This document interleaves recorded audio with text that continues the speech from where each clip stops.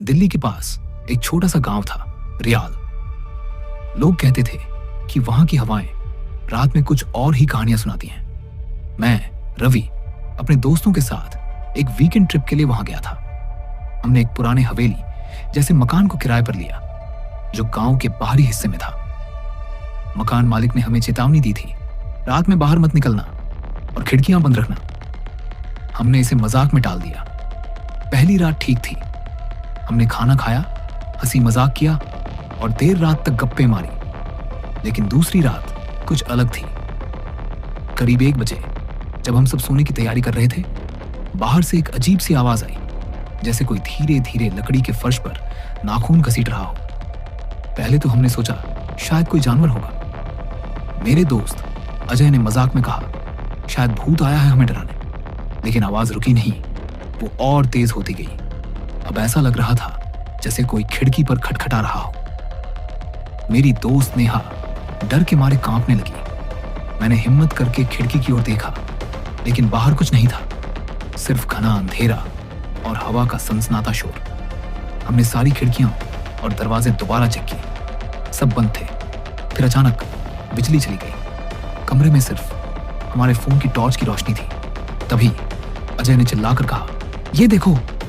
उसने दीवार की ओर इशारा किया। टॉर्च की रोशनी में हमें दीवार पर कुछ अजीब सा दिखा, जैसे खून से लिखा हुआ कोई संदेश। तुम्हें यहां नहीं होना चाहिए, लिखा था। हम सबके चेहरे सफेद पड़ गए। मैंने कहा, यह कोई मजाक होगा, शायद मकान मालिक ने हमें डराने के लिए किया। लेकिन मेरे शब्दों में भी विश्वास नहीं था। तभी कमरे के कोने से एक और आवाज आई, जैसे कोई हंस रहा हो। लेकिन वो हंसी इंसानी नहीं थी, वो ठंडी, खोखली और डरावनी थी। नेहा अब रोने लगी थी। हमने फैसला किया कि हमें यहां से निकलना होगा। हम बैग उठाकर दरवाजे की ओर भागे, लेकिन दरवाजा नहीं खुला। ऐसा लग रहा था जैसे कोई उसे बाहर से पकड़े हुए हो। मैंने पूरी ताकत लगाई, लेकिन वो टस से मस नहीं हुआ।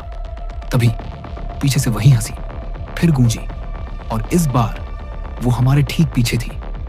मैंने पलट कर देखा, वहां कोई नहीं था। लेकिन टॉर्च की रोशनी में मैंने फर्श पर कुछ देखा, गीले खूनी पंजों के निशान, जो हमारे पास की ओर आ रहे थे। हम चिल्लाए, लेकिन उस सुनसान गांव में हमारी आवाज कौन सुनता। अगली सुबह जब मकान मालिक आया तो उसने हमें बेहोश पाया। दरवाजा खुला था और दीवार पर लिखा संदेश गायब था। उसने बताया कि कई साल पहले उस हवेली में एक परिवार रहता था, जिसे रात में किसी ने मार डाला था। तब से लोग कहते हैं कि उनकी आत्मा